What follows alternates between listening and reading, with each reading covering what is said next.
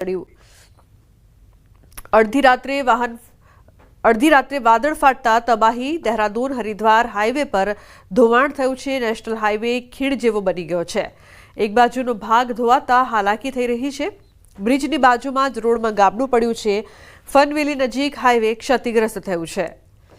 તો બ્રિજ નજીક જે પ્રકારથી હાઈવે ધોવાયું છે, નેશનલ હાઈવેમાં મોટું ગાબડું પડ્યું છે।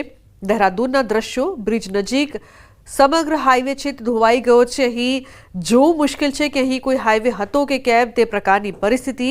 નેશનલ હાઈવેમાં એટલું મોટું ગાબડું પડ્યું છે કે કેવી પરિસ્થિતિ છે તે દ્રશ્યોમાં જોઈને અંદાજો લગાવી શકાય। ચારે બાજુ જળ પ્રલય અને તબાહીના આ દ્રશ્યો દેવભૂમિ ઉત્તરાખંડના છે। અહીં ફરી એક વખત વાદળ ફાટતા વિનાશકારી પૂર આવ્યું। દાવો કરાઈ રહ્યો છે કે દેહરાદૂનના સહસ્ત્રધારા વિસ્તારમાં વાદળ ફાટવાની ઘટના બની છે, જેના કારણે સ્થાનિક નદી નાળા તોફાની બન્યા છે અને ચારે બાજુ ભયંકર પૂર આવ્યું છે, જેમાં ટપકેશ્વરમાં આવેલા મંદિરો પાણીમાં ગરકાવ થયા છે। દ્રશ્યોમાં જોઈ શકાય છે કે હનુમાનજીની મૂર્તિ પાણીમાં છે। સ્થાનિકોના દાવા પ્રમાણે એક સમયે એટલું પાણી હતું કે હનુમાનજીની મૂર્તિનો માત્ર મુગટ જ દેખાતો હતો। અનેક વાહનો પાણીના પ્રચંડ વેગમાં ફસાયા છે। રોડ પર જ્યાં જુઓ ત્યાં કાટમાળ નજરે પડી રહ્યો છે। ઘર દુકાનો બધું જળમગ્ન જોવા મળી રહ્યું છે।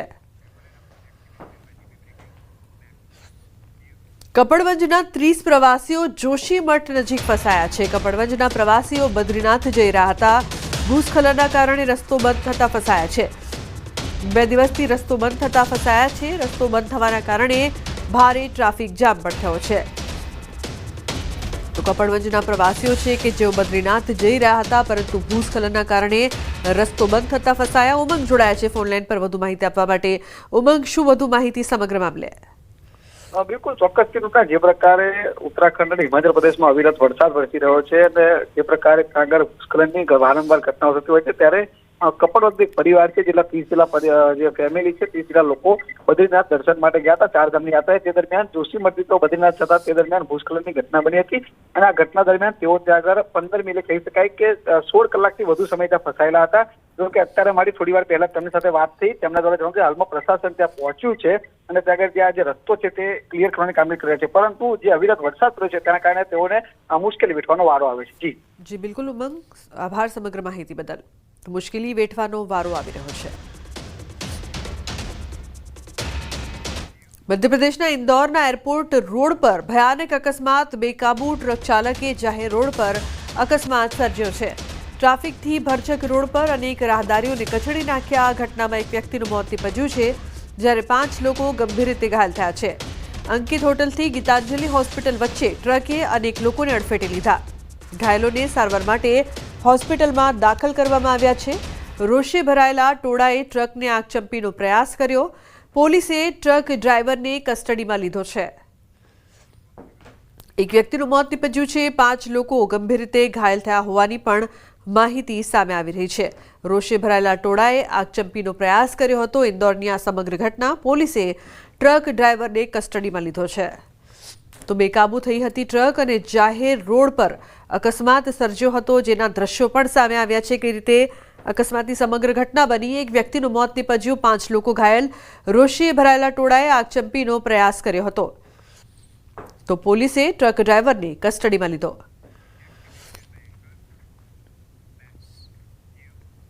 વાપી નજીક અમદાવાદ મુંબઈ નેશનલ હાઈવે પર અકસ્માતની ઘટના બની છે।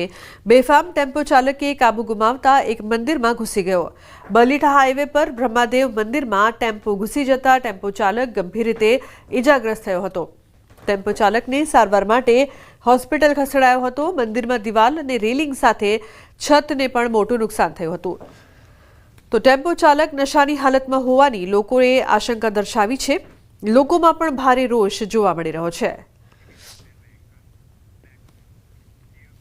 આણંદના બોરસદમાંથી કૂટણખાનું ઝડપાયું છે। આણંદ એસઓજીએ બોરસદમાં ચાલતા દેહ વેપારનો પર્દાફાશ કર્યો। બોરસદ ડીમાર્ટ પાછળ રહેણાંક મકાનમાં ગોરખ ધંધો ચાલતો હતો।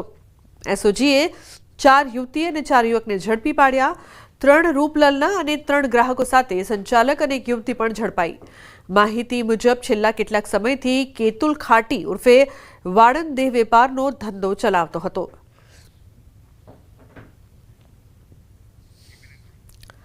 તો 3 રૂપલના 3 ગ્રાહક અને સંચાલક પણ ઝડપાયા છે. પોલીસ દ્વારા વધુ કાર્યવાહી કરવામાં આવી રહી છે. તો છેલ્લા લાંબા સમયથી કૂટણખાનું ચાલતું હતું. એસઓજીએ બોરસદમાંથી કૂટણખાનું ઝડપી પાડ્યું. સુરતમાં રેલવે સ્ટેશન નજીક સગીરા સાથે દુષ્કર્મની ઘટના બની છે. સગીરા સાથે 2 મહિનાથી દુષ્કર્મ થતું હોવાનો ખુલાસો થયો છે.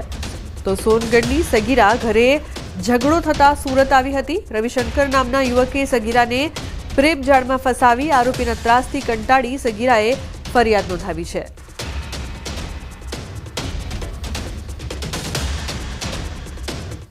બીજી તરફ સુરતના સચિન સબ જેલમાંથી બહાર આવતા ગુજસી ટોકના આરોપી આશિષ ઉર્ફે ચિકનો પાંડેનો ફિલ્મી સ્વાગત કરાતો વિડીયો વાયરલ થયો છે. જેલમાંથી બહાર આવતા 40થી 50 લોકોનું ટોળું તેની રાહ જોઈ રહ્યું હતું અને પછી ગાડી લાઇનમાં ચલાવી રોડ પર સીન સપાટા કરવામાં આવ્યા.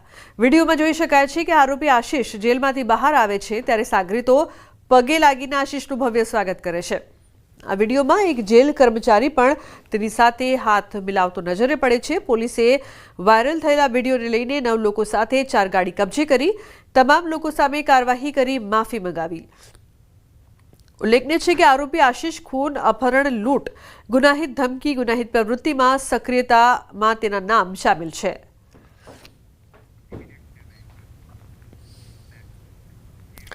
સુરતના લિવ ઇન રિલેશનશિપમાં રહેતી મહિલાની હત્યાની ઘટનામાં પોલીસે આરોપીને ઝડપી પાડ્યો. આરોપી પ્રેમીએ મહિલાને હાથ પગમાં બોથડ પદાર્થ મારી તેની હત્યા કરી. મૃતક મહિલા આરોપી ગુલાબ બળગુજર સાથે લિવ ઇનમાં રહેતી હતી. 2 દિવસ અગાઉ બંને વચ્ચે કોઈ બાબતે માથાકૂટ થઈ હતી, જે માથાકૂટમાં મહિલાના પ્રેમીએ હત્યા કરી દીધી. આ મહિલા 3 વર્ષ પહેલા પતિને છોડી આરોપી સાથે લિવ ઇનમાં રહેવા આવી હતી. પોલીસે વધુ તપાસ હાથ ધરી છે.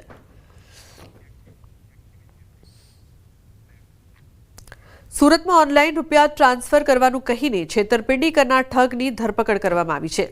છાપરા ભાટા રોડ પર આરોપી દિવ્યેશે એટીએમમાં પૈસા જમા કરાવવા આવેલા દંપતીને ઓનલાઈન પૈસા આપવાનું કહી તેની પાસેથી રોકડા 25,000 પડાવી લીધા અને ઓનલાઈન રૂપિયા ટ્રાન્સફર થઈ ગયા છે તેમ કહીને છેતરપિંડી કરી.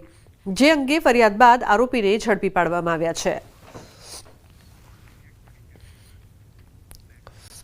ખેડા સાયબર ક્રાઇમ પોલીસે રૂપિયા 13.56 કરોડના સાયબર ફ્રોડના કેસમાં મોટો ખુલાસો કર્યો, જેમાં 5 શખ્સોને ઝડપી પાડવામાં આવ્યા છે.